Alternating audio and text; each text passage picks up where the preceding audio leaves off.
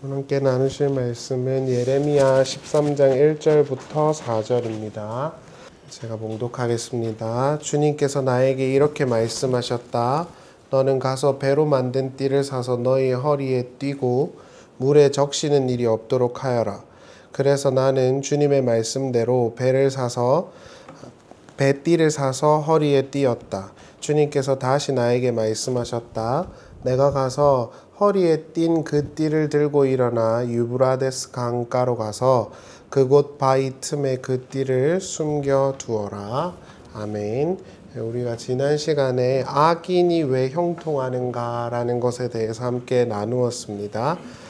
우리가 삶을 살아가다 보면 악인이 왜 잘 되는 것과 같은지에 대한 의문이 생길 때가 많잖아요. 그러니까 우리가 뉴스나 이런 걸 봐도 피해자보다는 가해자가 더 뻔뻔하게 잘 사는 경우들도 많이 있거든요. 그때 이제 기독교 신학은 뭐라고 말하느냐, 기독교 신앙은 뭐라고 말하느냐, 이제 그것이 우리가 지난 시간에 나누었던 점이었어요. 하나님이 선하다고 하면은 왜 악한 사람들이 잘 되나요? 이게 이제 우리의 질문이죠. 그리고 대다수의 기독교인이 아닌 사람들의 생각이기도 하죠. 신이 있다면 여기가 정의로운가? 이게 19세기를 관통했던 신종론이거든요. 근데 이제 성경에서 보면 이렇게 답변을 합니다. 시편 37편을 보겠습니다. 악한 자들이 잘 된다고 해서 속상해하지 말며 불의한 자들이 잘 된다고 해서 시새워하지 말아라. 그들은 풀처럼 빨리 시들고 푸성키처럼 사라지고 만다. 주님만 의지하고 선을 행하여라. 이 땅에서 사는 동안 성실히 살아라. 기쁨은 오직 주님에게서 찾아라. 주님께서 내 마음의 소원을 들어주신다. 이렇게 나오죠. 그러니까 성경은 계속 이렇게 말을 합니다. 악한 사람들이 지금 잘 되는 것 같아도 반드시 멸망과 심판의 길로 가게 될 것이기 때문에 지금 당장에 이렇게 악을 행하는 사람들의 잘 되는 것을 따라가면 안 된다 라는 게 성경의 선언이죠. 이스라엘은 다가올 심판과 저주를 겪었음에도 불구하고 회개하지 않을 것입니다. 그러나 그 실패와 좌절의 역사 속에서도 참된 말씀을 듣고 회개하게 될 자들도 있을 것입니다. 이것이 오늘 본문의 이제 어떻게 보면 핵심이라고 할 수 있겠죠. 이렇게 좀 보시면 좋을 것 같아요. 이게 신학 서적이나 책들이라는 게 굉장히 어렵거든요. 그래서 제가 여기에다가도 써놓기는 했는데 먼저 조금 설명을 드리면 사람들이 나쁜 일을 당했다고 해서 하나님을 믿거나 예수를 믿는 게 아니다라는 게 이제 이 사람의 주장이에요. 성경의 주장이기도 하고요. 예를 들어서 잘 사는 사람이 병에 걸렸다. 그래서 하나님을 믿는다. 이런 경우는 극히 드물고 거의 없습니다. 그러면 어떤 경우에 하나님을 믿게 되고 하나님을 인정하게 되냐면 하나님의 바른 말씀을 듣고 그분의 어떤 진리를 깨닫게 될 때 하나님을 향한 믿음이 생길 수 있다라는 게 성경의 선언이거든요. 이스라엘 백성들이 하나님을 똑바로 믿지 않아서 멸망을 당했음에도 불구하고 회개를 안 하는데 그 이유는 심판이나 멸망 따위들에 의해서 회개가 나오지 않기 때문에 그래요. 그래서 우리 주변에도 봐도 막 이렇게 어려운 일 당할 때 예수님을 믿겠다 하다가 조금 잘 되면 확 돌아서는 사람들이 되게 많잖아요.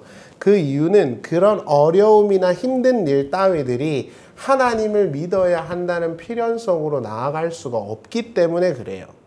그거에 대해서 이제 칼 바르트라는 신학자는 이렇게 상술하고 있거든요. 한번 보겠습니다.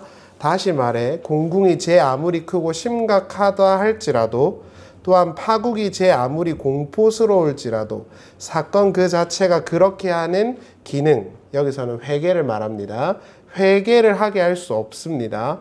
하나님의 심판이 그런 충격적인 기능을 수행하는 것은 폭풍과 번개 가운데서 하나님의 말씀이 들려지는 경우에만 가능합니다. 무너지는 집들이나 붕괴되는 벽들은 하나님의 말씀이 아닙니다. 하나님의 말씀은 예수 그리스도입니다. 이렇게 바르트가 설명을 하는데 쉽게 말하면 멸망과 어려운 일을 당한다고 할지라도 하나님을 믿거나 하나님께로 돌아오는 것이 아니다입니다. 그러면 하나님을 믿게 되고 알게 되는 건 어떤 경우에만 가능하냐? 성경과 하나님의 가르침을 똑바로 알게 될 때만 가능하다. 이게 성경의 선언이에요. 왜 이 말씀을 드리냐 하면 예레미야 오늘 본문이 그거거든요. 이스라엘 백성들이 이제 다가올 심판과 재앙을 면할 길이 없어요.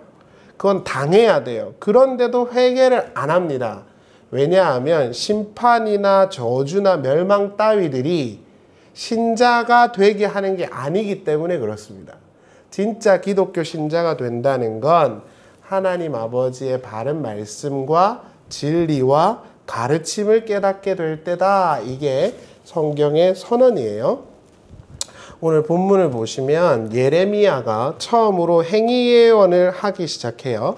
그 행위 예언이라는 건 뭐냐면 하나님이 선지자들한테 이상한 행동을 시켜요. 그리고 난 다음에 선지자들이 하는 행동을 보면서 뭔가 깨닫게 하려고 할 때 그걸 행위 예언이라고 합니다. 그러니까 예언자들이라는 건 단순히 말로만 하는 게 아닌 거거든요. 삶으로 살아내고 겪어내는 것이란 말이죠.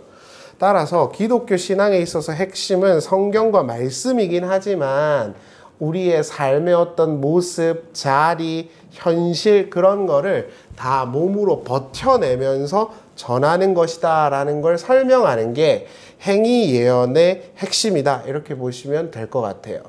보네포라는 사람이 그 1차 세계대전을 희생하는 애도주간에 이렇게 설명을 해요. 이걸 한번 보겠습니다. 왜 이렇게 설명을 많이 해드리냐 하면은 우리의 믿음의 선배들과 설교자들이 이런 설교들을 했다는 걸 우리가 아는 게 되게 중요한 것 같아서 설명을 조금 드릴게요. 거기 보시면은 제가 인용을 해놨죠. 이상하게도 교회는 오늘날 장중하고, 장중은 장엄하다는 뜻입니다. 무게가 있다 하지 않고 자부심도 덜하고 영웅심도 덜합니다. 이 말이 뭐냐면 1차 세계대전의 희생자들을 독일인들이 기념하는 시간이었어요. 근데 여기에서 뭐라 그러냐면 우리는 그들을 기념하면 안 된다고 보네포가 말해요. 그러니까 얼마나 독일인들이 싫어했겠어요. 보네포를. 보네포는 히틀러한테 죽었거든요. 그 뒤에 보시면 교회는 옛시대의 예언자와 같습니다. 백성의 위협을 추모하려고 모두 모인 곳에 심심한 마음으로 참석하면서도 남이 보지 못하는 것을 자기가 본다는데 괴로워하고 남이 들으려 하지 않는데도 자기가 들은 것을 말해야 하는 예언자입니다. 이게 교회고 예언자의 기능이래요. 물론 우리는 이 자리에 있는 모든 사람이 혼란을 원치 않고 불협화음을 원치 않으며 모두 예외 없이 수긍하고 협조하기만을 원한다는 것을 잘 알고 있습니다. 그러니까 이렇게 쉰소리 하면 안 된다는 걸 다 안다는 거예요. 아무도 이 자리에 있는 누군가 남이 보지 못하는 특별한 무언가를 보는 것을 원치 않습니다. 사정이 이러하니 이제는 다들 그런 사람에게서 벗어나려고만 합니다. 그와 같은 예언자들이 집회에서 창피와 모욕을 당하며 추방되고 그들이 섬기려고 하는 백성, 그들이 이 세상에서 가장 사랑하는 백성으로부터 쫓겨나는 일이 벌어지고 있으니 말입니다. 하지만 그들이 예언자가 된 것은 그들이 그 백성을 너무 사랑했기 때문입니다. 가장 많이 사랑하는 사람만이 가장 깊은 것을 보고 가장 위험한 것까지도 볼 수 있습니다. 적어도 그와 같은 시기에 예언자는 인기가 없습니다. 그래서 교회 역시 인기가 없습니다. 이게 보네포의 주장이에요. 온 나라가 1차 세계대전의 희생자를 애도하던 시기에 본회퍼는 전쟁을 일으키는 것은 기독교의 정신이 아니라고 말을 해요. 독일인들이 민족주의에 빠져가지고 자기들의 전쟁 치른 희생자들을 기념하고 위로할 때 그 전쟁 자체가 나쁜 거라고 말을 하는 거예요. 그러니까 보네포가 얼마나 미움을 받았겠습니까? 그러나 그게 예언자라는 걸 우리가 알 수 있어야 한다는 것이죠.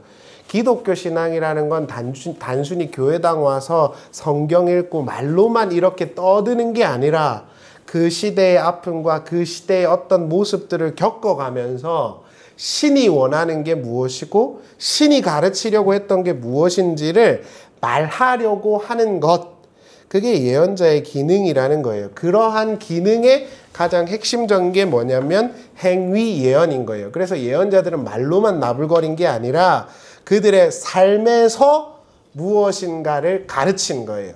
이게 교회의 스탠스여야 해요. 근데 오늘날 교회는 그렇지는 않죠. 많은 사람들에게 비난도 받고 말로만 그러잖아요. 그러면 안 된다. 우리는 삶으로 그리고 그 시대를 버티면서 하나님의 가르침이 무엇인지를 다른 이들에게 가르치는 역할을 하는 게 우리 교회고 예언자다. 이렇게 보시면 되겠습니다. 그러한 취지에서 행위 예언을 하는 겁니다. 자, 이제 조금 제가 쓰면서도 되게 어렵지 않으실까 생각을 했는데 조금 쉽게 설명을 드려볼게요. 하나님께서 예레미야라는 사람을 불러다가 허리띠를 매게 합니다. 그리고 허리띠를 딱 맨 다음에 야, 너 허리띠를 딱 맸어? 이렇게 한 거예요. 그리고 난 다음에 뭐라 그러면 허리띠를 풀려갖고 유브라다 강가에다가 집어넣어라 이렇게 말을 해요. 그리고 며칠 뒤에 그 허리띠를 딱 끄집어냈어요. 그럼 허리띠가 어떻게 됐을까요?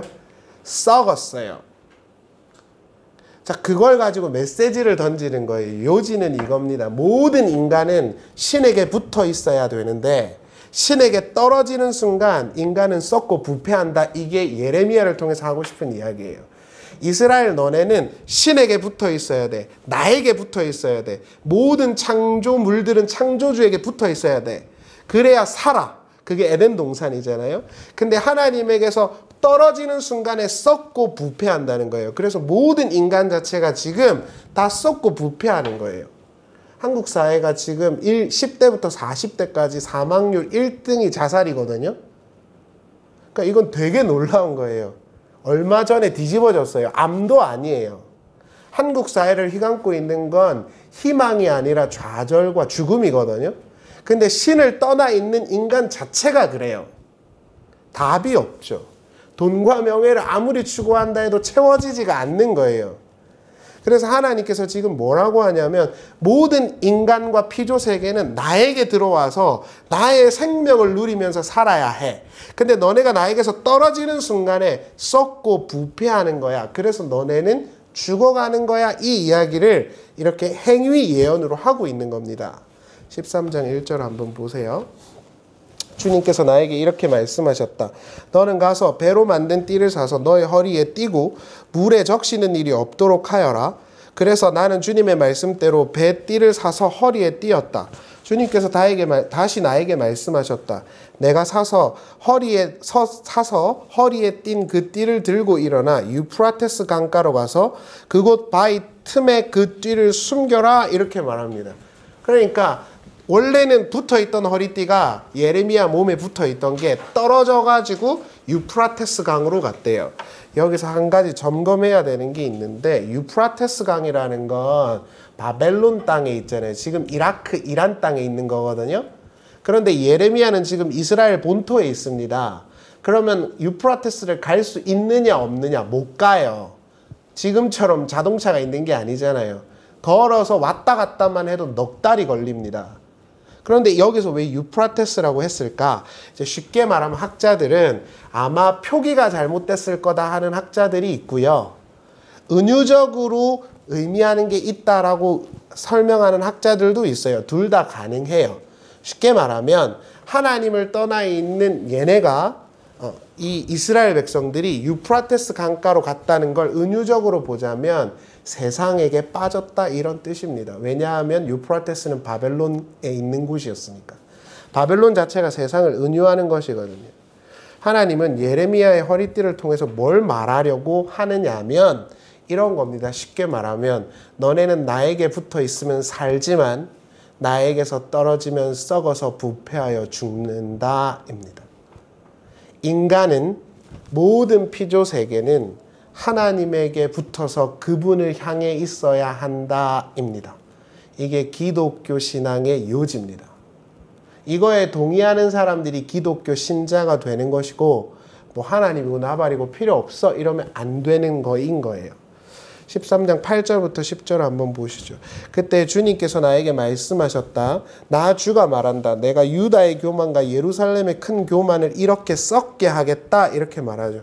그러니까 여기서 하나님이 뭐라 그러냐면 너네가 내 몸에서 분리가 됐는데 그건 너네의 교만 때문이야. 이렇게 말을 해요. 성경에서 말하는 교만은 신이 없어도 된다입니다. 허세를 부리는 게 아니라 신 없이도 내가 내 삶을 잘 살 수 있다는 게 교만이에요. 히브리스예요. 성경에서 말하는 형용 표현이 그렇습니다. 9절부터 10절 한번 보시죠. 나 주가 말한다. 내가 유다의 교만과 예루살렘의 큰 교만을 이렇게 썩게 하겠다. 이 악한 백성은 나의 말을 듣는 것을 거부하고 자기들의 마음에서 나오는 고집대로 살아가고 다른 신들을 쫓아서 그것들을 섬기며 경배함으로 이제 이 백성은 전혀 쓸모없는 이 띠와 같이 되고 말 것이다. 이게 성경의 선언입니다.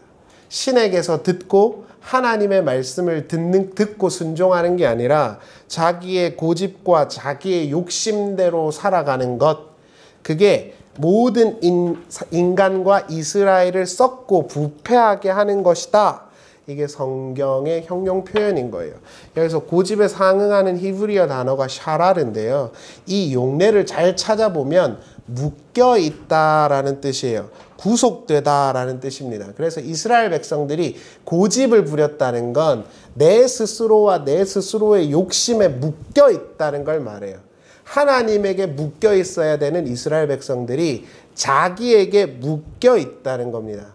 그래서 인간이 썩고 없어져 버린다 이런 뜻이에요. 우리가 계속해서 생각해야 되는 건 이스라엘은 구별된 집단이라는 사실이에요. 세상과 이방은 자기의 욕심을 추구하고 자기의 세계관대로 살아가도 문제가 없어요. 근데 이스라엘은 다릅니다. 신자는 달라요. 이 세상의 사람들은 자기 마음대로 살아가도 상관이 없어요. 그러나 신자는 하나님의 영광과 하나님의 이름을 위해서 부르심을 입은 집단들이기 때문에 신에게서 떠나는 순간, 하나님에게서 떠나는 순간 그 목적이 사라진 거예요. 그렇기 때문에 썩어지고 부패한다. 이게 성경의 선언인 겁니다. 예레미야 13장 11절 한번 보시죠. 띠가 사람의 허리에 동여지듯이 내가 이스라엘의 온 백성과 유다의 온 백성을 나에게 단단히 동여 매어서 그들이 내 백성이 되게 하고 내 이름을 빛나게 하고 나를 찬양하게 하고 나에게 영광을 돌릴 수 있게 하였으나 그들은 듣지 않았다. 나 주의 말이다. 깔뱅의 기독교 강요에 따르면요, 인간은 하나님을 향하여 갈 수 있는 의지나 어떤 욕심 자체가 없어요. 인간이 전적으로 타락했기 때문에. 그런데 그렇게 하나님을 향하여 갈 수 있고 그분 곁에 머무를 수 있는 의지가 있는 자들이 누구냐면 구원받은 자들입니다. 그런데 그런 구원받은 자들이 하나님에게서 떠나서 자기 스스로의 삶을 살아가겠다고 하는 순간 썩어진 허리띠처럼 그들도 썩어지고 없어질 것이다 라고 성경이 말하는 것이죠. 인간은 본래 하나님을 향해 돌아서고 그분의 곁에 머물러 서서 그분의 영광을 찬양해야 하지만 그럴 만한 가능성 자체가 없어요. 그러나 하나님은 신자들에게 은혜를 베풀어 주셔서 그들이 하나님 곁에 머무를 힘을 허락하시죠. 그럴 때 하나님 아버지 곁에서 그들이 생명을 누리는 거예요. 그런데 그런 인간들이 하나님을 떠나게 되면 그게 은혜를 헛되이 받게 된 것입니다. 제가 요즘에 드는 생각인데요. 삶을 열심히 살수록 내가 왜 살고 있지? 이런 생각이 들 때가 많이 있어요. 여러분들은 어떻게 생각하세요? 얼마 전에 유명한 개그맨이 죽었잖아요. 근데 그 사람이 이제 입으로 했던 말이 나는 빨리 죽을 거다 였다고 하더라고요. 그래서 몸 건강 관리를 전혀 안 했대요. 근데 제가 그걸 보면서 그래, 인간은 결국 사라지고 없어질 건데 왜 열심히 살아야 되지? 제가 하루에 한 12시간 일을 하거든요. 많이 할 때는. 완전 기계처럼 살아요. 근데 이제 집에 들어가면 누워서 자기 바빠요, 제가. 근데 왜 이렇게 열심히 살아야 되지? 이런 생각이 들 때가 많이 있어요. 이 아래의 세상의 것을 보면 헛될 때가 되게 많아요. 그래서 30, 40대의 자살이 그렇게 많나? 이런 생각이 많이 들어요. 하나님이라는 존재, 나를 영원하게 할 수 있는 창조자가 없다면 나라는 삶은 그냥 열심히 돌다가 그냥 뺑뺑이만 돌다가 사라질 수 있겠구나, 이런 생각이 많이 들어요. 성경이 우리에게 말하는 건 이런 겁니다. 인간은 하나님을 떠나선 살 수가 없어. 살고 있다고 말하고 있지만 썩고 있고 부패한 거야. 나에게로 돌아와서 나의 생명을 너네가 받아들여야지 라고 말하는 거예요. 여러분들이 이제 정직하고 아주 순수하게 뉴스나 이런 걸 보시면 그런 허무함들이 당연히 몰려오실 거라고 생각해요. 지금 이 시대가. 하나님이라는 창조자가 없으면 아무 의미가 없다는 거죠. 아브라함이라는 사람이 조카를 구하고 돌아왔거든요. 자기 집에. 근데 허무했어요. 내가 왜 열심히 살지? 나는 도대체 무엇을 위해서 열심히 살지? 그때 하나님께서 말씀하시죠. 내가 너의 상급이고 내가 너의 방패야. 나를 향하여 있도록 너가 있는 거야. 그때 아브라함이 위로를 얻어요. 우리도 마찬가지입니다. 세상 사람들은 그러할 개연성이 없어요. 깔뱅이 기독교 강요에서 그럽니다. 모든 인간은 타락했기 때문에 신을 찾을 이유도 없고 찾을 의지도 없다고. 그러나 기독교 신자들은 신을 찾는 것입니다. 그리고 그분의 곁에 머무를 힘이 있는 것이고 그때 살아요. 썩지 않고. 그런데 이스라엘이 하나님을 떠나 있다 보니 어떻게 됐냐 하면 망하게 된 것입니다. 그럼 우리가 이렇게 질문을 할 수가 있겠죠. 그럼 신을 위해서 우리가 존재하면 우리는 그냥 노예처럼 그럼 신만 위해서 사는 것 아니냐? 그런데 하나님께서 이렇게 말씀을 하세요. 11절 말씀을 보시면 이렇게 말하죠. 너는 나의 허리띠처럼 되어 나에게 온전히 묶여 나의 백성이 되어야 하고 내 이름을 빛나게 해야 하고 나를 찬양하게 하며 나를 영화롭게 하는 자들이다. 이렇게 말을 해요. 이건 어떤 의도냐면 너가 내 옆에 붙어서 내 노예처럼 그렇게 사는 게 아니라 너가 내 이름이고 너가 내 영광이고 너가 내 영광이었어. 너는 내 백성이야. 이렇게 말을 하는 거거든요. 이 말은 바꾸어서 말하면 내가 너를 내 영광과 내 이름처럼 높여주려고 했어 라는 뜻이에요. 여기서 한글 개역 성경과 새 번역이 전부 다 좀 잘못 번역이 됐어요. 한글 개역 성경이나 새 번역을 보게 되면 뭐라고 되어 있냐면요. 나에게 영광을 돌리게 하려 하였어 이렇게 나오거든요. 근데 히브리어 원문을 보면 그렇지가 않아요. 히브리어 원문은 그런 의도가 아니에요. 어떤 차이가 있냐면 이렇게 생각하시면 돼요. 인간은 나에게 찬양만 하고 영광만 돌리기 위한 존재야 라고 한글 개역 성경은 들리는데 히브리어 원문은 전혀 다릅니다. 이게 문제인 건데 예를 들어서 조금 재밌는 이야기를 해드리면 연예인들이 이제 기독교인들이 상을 타잖아요. 그럼 하나님께 영광 돌립니다. 이런 이야기를 하잖아요. 그거 자체가 저는 틀렸다가 아니라 히브리적인 개념 자체가 아닙니다. 왜냐하면 이런 거잖아요. 내가 이 땅에서 상 받을 만한 짓을 해서 하나님께 영광 돌려드리겠다는 의도잖아요. 그게. 근데 성경은 뭐라 그러면 그냥 네가 내 영광이야 이렇게 말해요. 너를 통해서 내가 누군지를 알려줄 거야. 그러니까 너는 존귀한 자야 이렇게 말해요. 왜 이 말씀을 드리냐면 한글 개역 성경을 보면 니네는 나에게 영광을 돌려야 하는 존재들인데 내 영광 안 돌리고 너네 스스로 영광을 돌리고 있네? 너네 나쁜 놈 이런 의도가 아니라 내가 너네를 높여주려고 했어. 너를 통해 나를 드러내려고 했어. 근데 너네가 왜 너 스스로를 높이기 위해서 그렇게 떨어져 있냐?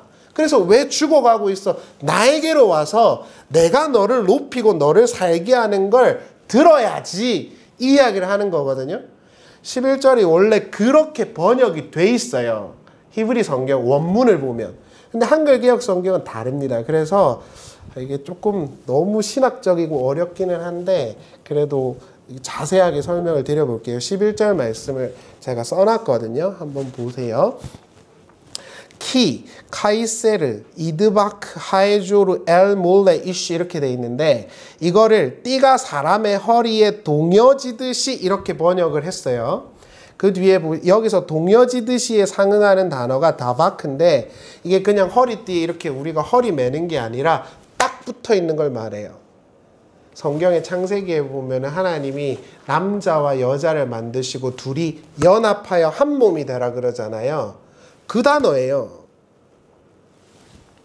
사람이 허리띠가 사람에게 동여 매듯이가 그냥 이렇게 둘렀다가 빼는 게 아니라 한 몸이야 이런 뜻이에요. 뒤에 보시면 Can 하드바크 엘라이 에트 콜벳 이스라엘 베에트 온 베트 예후다 이렇게 돼 있는데 내가 온 이스라엘의 온 백성과 유다의 온 백성을 나에게 단단히 동여매어서 똑같은 단어예요. 쉽게 말하면 너와 나는 한 몸이었어 이런 뜻이에요. 그런데 니네가 나를 벗어나서 떨어져 버렸네? 왜? 너 스스로의 영광과 욕심을 위해서 너의 인생 내 거야를 위해서 떨어져 버렸네? 그래서 너네는 썩어진 거야 이런 거예요. 내가 왜 너네를 내 몸과 한 몸이 되게 하려 했냐면 그 뒤에 붙어 있는 거예요. 내 아도나이 리 흐요트 리 레암 울레셈 빌리 틀라 엘 울레티 프 아레트 빌로 샤메 이렇게 돼 있는데 이게 핵심입니다. 오늘 설교에 그들이 내 백성이 되게 하고 내 이름이 되게 하고 내 찬양이 되게 하고 내 영광이 되게 하려 했다 이렇게 돼야 맞아요. 히브리어 원문은 똑똑하시니까 차이를 아시겠죠. 너가 상 타서 나에게 영광을 돌리게 하려 했어가 아니라 너 존재가 내 영광이야 이런 뜻이에요. 존재론으로 다 번역이 돼 있습니다. 너는 내 영광이었고 내가 너를 높여서 내가 누군지를 알게 하려고 했어. 좀 더 쉽게 말할까요? 너 스스로가 너 영광을 위해서 살면 안 돼 돌팅이더라. 나에게 붙어 있으면 니네가 진짜 영화롭게 된다고.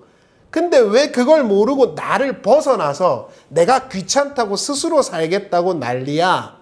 썩어지고 없어진다는 걸 모르니 이 이야기를 하는 것입니다. 신명기 26장 19절 한번 보세요. 주님께서는 그가 지으신 모든 백성보다 당신들을 더욱 높이셔서 이 똑같은 단어예요. 내가 너를 높이려고 했어. 더욱 높이려고 했어. 이 뜻이거든요. 높이셔서 당신들이 칭찬을 받고 명예와 영광을 얻게 하시고 또 말씀대로 당신들을 당신들의 하나님의 거룩한 백성이 되게 하실 것입니다. 이렇게 나와요. 하나님에게 붙어 있으면 모세가 니네가 영화롭게 될 거야 이 이야기를 하는 것입니다. 말씀 마치겠습니다. 인간은 태어나서 자신의 이름을 남기고 자신의 계획을 이루기 위해서 살아가죠. 그리고 그것이 어찌 보면 인간 문명의 원동력이라고 할 수 있죠. 저희 고양이가 맨날 누워 있거든요. 제가 이렇게 CCTV를 본단 말이에요. 매일매일. 걔가 하는 건 두 가지밖에 없어요. 올라가서 자거나 내려와서 밥 먹거나 화장실 가거나. 그러니까 고양이를 통해서 문명이 발전할 수가 없죠. 그러나 인간은 아둥바둥해서 문명을 만들고 자기 이름을 위해서 살아가잖아요. 그러나 성경은 우리는 세상 사람들과 다르다고 말해요. 그렇게 산다고 해서 행복하지도 않고요. 하나님 없이 살아가서 내 스스로 쾌락과 명예를 위해서 살아간다는 사람들이 정말 행복한지 뉴스면을 보세요. 한국인의 대부분들은 우울하고 좌절합니다. 신을 떠난 인생 자체가 행복하지 않아요. 성경은 우리에게 이렇게 말해요. 기독교 신앙은. 하나님을 떠나 있는 순간 너네가 너네 영광과 욕심을 위해서 살겠지만 그게 너네에게 유익하지 않아. 나에게로 돌아와서 나와 한 몸이 되는 것이 너에게 훨씬 더 유익하고 사는 길이야. 예레미야가 행위 예언을 통해서 지금 그 이야기를 하고 있는 것입니다. 하나님을 떠난 인생에게 있어서 진정한 희망과 소망은 있을 수가 없다는 것이죠. 우리가 오늘 아침에 그걸 한번 잘 생각해 봐서 내가 하나님이란 분과 한 몸이 되어 있는가? 깔뱅이 그런 이야기를 합니다. 하나님이 선택한 자들만이 하나님의 곁에 머무르고 싶은 욕심이 생긴다고. 그런 마음과 생각이 우리에게 있는지 한번 잘 생각해 보았으면 좋겠습니다. 우리 잠깐 기도했으면 좋겠습니다. 저는 이중직 목사라서 엄청 열심히 살아요. 12시간 정도를 일을 하는데 집에 가면은 내가 왜 이렇게 열심히 살까?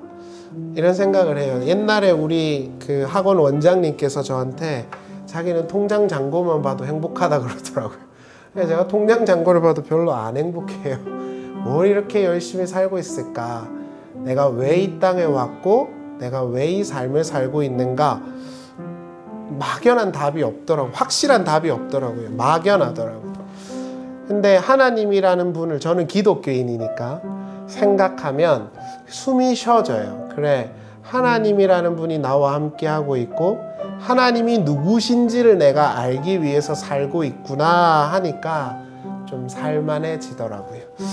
혹시 그런 마음이 혹시라도 없거나 또는 있다면 그 마음이 잘 나에게 있게 해달라고 우리 함께 잠깐 기도하면 좋겠습니다. 기도하겠습니다. 행악자를 인하여 불평하여 하지 말며 불의를 행하는 자들을 시기하지 말아라. 저희는 풀과 같이 속히 배임을 볼 것이며 푸른 채소같이 세잔할 것이미로다. 여호와를 믿고 선을 행하여라. 땅에 거하며 여호와의 성실로 먹을거리를 삼아라. 또 하나님을 기뻐하라. 하나님이 내 마음의 소원을 이루어 주실 것이다. 너의 길을 하나님께 맡기라. 하나님을 의지하면 하나님께서 이루시고 내 의를 빛같이 나타내시며 내 공의를 정오의 빛같이 하시리로다. 하나님 앞에 잠잠하고 참고 기다려라. 자기의 길이 형통하며 악한 꾀를 이루는 자들로 인하여 불평하지 말아라. 대저 악을 행하는 자들은 끊어질 것이나 하나님을 기대하고 믿는 자는 땅을 영원히 차지할 것이다. 아멘. 사랑하는 주님, 오늘 이 아침 함께 예배하는 우리 귀한 성도님들을 기억해 주시고 하나님의 은혜와 하나님의 사랑을 그 마음에 넘치도록 부어주시기를 바랍니다. 하나님, 삭막하고 어려운 시대로 우리가 살고 있습니다. 모든 뉴스와 많은 석학들이 희망을 말하는 것이 아니라 절망을 말합니다.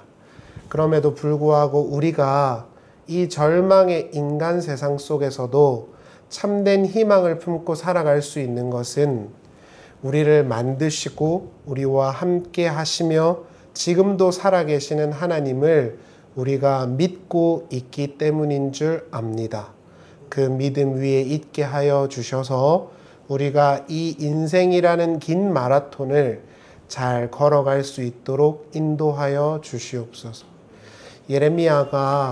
예레미야의 허리띠에 있었던 그 허리띠의 썩음을 보면서 이스라엘의 멸망을 예언했던 것을 기억합니다. 하나님과 연합하여 한 몸이었던 우리가 하나님을 벗어나 스스로의 영광과 욕심을 위해서 살아가게 되어져서 우리는 썩어지고 없어질 존재가 되어버렸습니다. 그래서 모든 인간은 다 죽고 사라지는 것입니다. 그런 인간들을 하나님이 긍휼히 여기셔서 하나님의 영원한 영광과 이름이 되게 하시기 위해서 우리를 부르셨습니다. 우리가 그렇게 하나님에 의해 선택된 자들이라는 것을 믿고 고백하며 씩씩하고 당당하게 하루하루 잘 살아갈 수 있도록 지도하여 주시고 인도하여 주시옵소서. 함께 예배하는 우리 귀한 아이에서부터 어른들을 기억해 주시고 각자 필요한 것과 하나님 아버지께서 그 부족한 것들을 아시오니 가장 선하게 인도하여 주시고 역사하여 주시고 부족한 점 간절히 비옵는 것은 함께 하셔서 지켜주시옵소서. 돌아가는 발걸음도 지켜주시고 늘 하나님 안에서 기쁨과 감사를 누리게 해주시고 가족과 함께 밥을 먹으며 희망을 나눌 수 있으며 신앙을 나눌 수 있는 것이 가장 큰 복이라는 것을 우리가 한 번 더 상기할 수 있도록 하나님 인도하여 주시옵소서. 주 예수 그리스도의 은혜와 하나님의 사랑과 성령의 교통하심이 사랑하는 성도님들과 함께 하시기를 간절히 축원하옵나이다. 아멘.